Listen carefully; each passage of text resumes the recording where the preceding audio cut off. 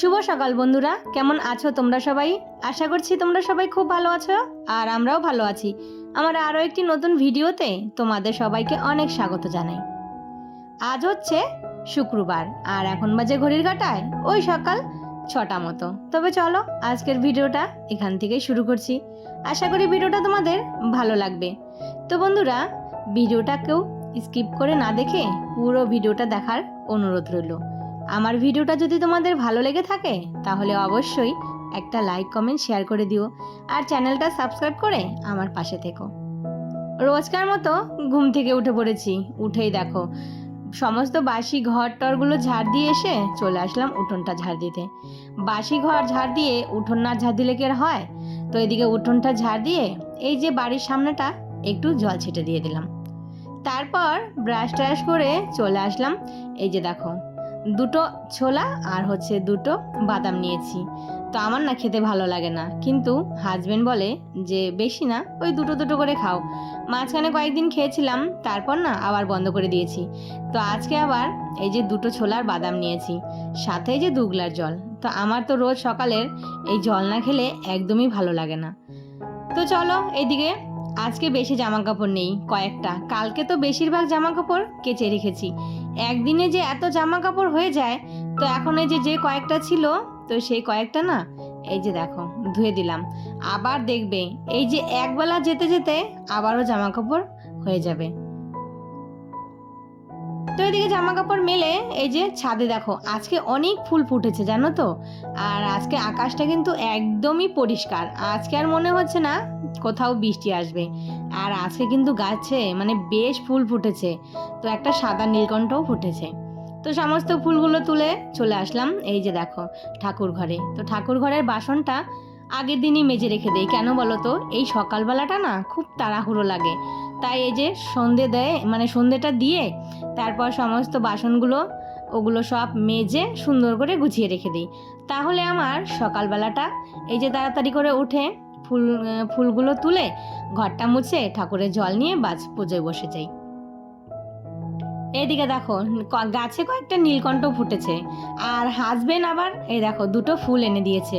তো এই ফুলটার এই দেখো এই জবা ফুলটা একই কিন্তু কালার, শুধু এর পাপড়িটা একটু বেশি। আজকে বেশ কয়েকটা ফুল হয়েছে। তো এই যে সব ফুলই কিন্তু আমাদের গাছের ফুল, শুধু দুটো ফুল হাজবেন্ড এখন এনে দিল।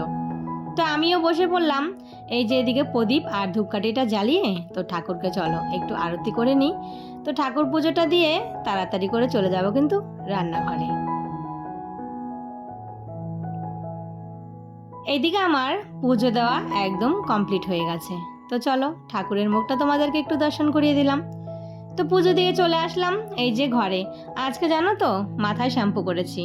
চুলগুলো একদম মানে এমন হয়ে গেছে, আর বিশেষ করে এই গরমের দিনে আজকে শ্যাম্পু করলেই এই যে মানে ভিজে চুলটা যদি বেঁধে রাখি ওই ভেতরে ঘেমে ঘেমে তারপর তোমার চুলটা এত পরিমাণে বাজে গন্ধ হয়ে যায় আর বলার কিছু নেই।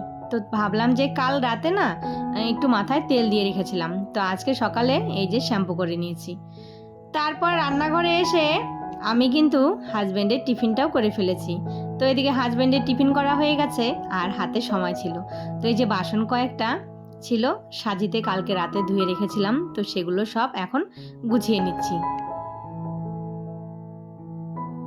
এদিকে হাতে সময় আছে, ওইদিকে বড় ছেলে চলে গেছে টিউশন। তো আমি ভাবলাম হাজব্যান্ডের টিফিনটা পৌঁছে দিয়ে দিতে যাওয়ার আগে চাটা করে তারপর চা সাথে বিস্কুট আর হচ্ছে একটু চিড়ে ভাজা নিয়েছি। তো সেটা খেয়ে এখন ভাতটা বসিয়ে তারপর হাজব্যান্ডের টিফিনটা পৌঁছে দিতে যাব বলতে এই বাড়ির সামনে মানে রাস্তায় দাঁড়াবো আর হাজব্যান্ড এসে নিয়ে যাবে। তো এদিকে না চালটা ভালো করে ধুয়ে তারপর ভাতটা বসিয়ে দিলাম। আর এবার চাল এনেছে একটু অন্যরকম, মানে এই চালটা একটু যেই চালটা খেতাম না তার থেকে একটু মোটা, একটু ভাতটা হতে সময় লাগে আর এই ভাতটা খেতে কিন্তু বেশ ভালো লাগে। তো এদিকে ভাত বসিয়ে দিয়ে তারপর এক সাইডে ডাল বসিয়ে দিয়েছিলাম। হাজব্যান্ডের টিফিনটা দিয়ে এসে এদিকে ছোট ছেলে উঠে পড়েছে। তো ও উঠেছে, ব্রাশ টাশ করে নিয়েছে, আর এইদিকে আমি তাড়াতাড়ি করে বিছানাটা তুলে নিচ্ছি। এই বিছানা সারাদিনে যে কতবার গোছাতে হয়।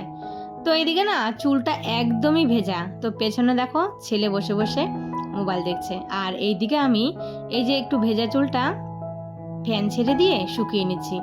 এই চুল ছেড়ে দিয়ে না একদমই কাজ করতে পারি না, জানো তো। এমনিতে এত পরিমাণে গরম, তারপর যদি এই চুল ছেড়ে দিয়ে কাজ করতে হয় তাহলে তো 12টা এমনিতেই বেজে যাবে। যাই হোক, ওইদিকে চুলটা না একটু শুকিয়েছে, জানো তো। তারপর চলে আসলাম চুলটা বেঁধে এই যে সোজা রান্নাঘরে। তো এইদিকে না এই দেখো ডাল বসিয়েছিলাম, ডালটা হয়ে গেছে। আর আমার বাড়িতে কিন্তু ডাল একটা কমন জিনিস, মানে প্রায় দিনই ডাল হবেই। কেন বলো তো? ডালটা করি ছোট ছেলেটার জন্য, মানে ওর খাওয়া হলে সবারই কিন্তু খাওয়া হয়, কিন্তু বিশেষ করে ওর জন্য। ওই মাছের ঝোল, কোনো সবজি বলতে কোনো কিছু খাবে না, একটু ডাল আলু সিদ্ধ হলেই ওর খাওয়া হয়ে যায়। আর সাথে করেছি লোটে শুটকি। এটা হচ্ছে শুটকি মাছ যেটা হয় সেই লোটেটা। আর কয়েকটা জ্যান্ত লোটে আছে, তো এটা দিয়ে একটু ঝাল করব। তো এইদিকে লোটের ঝালটা বসিয়ে দিয়ে তারপর এদিকে এই যে মশলার কৌটোগুলো, এগুলো এখন ভালো করে মুছে রেখে দিচ্ছি। আর এই যে কৌটোগুলো এনেছিলাম বাজার থেকে, তো দুটো দুটো 4টে কৌটো হয়ে গেছে। আরও 4টে কৌটো আনলে সব মশলা রাখার জন্য এই দেখো কাচের কৌটোগুলো কিন্তু হয়ে যাবে।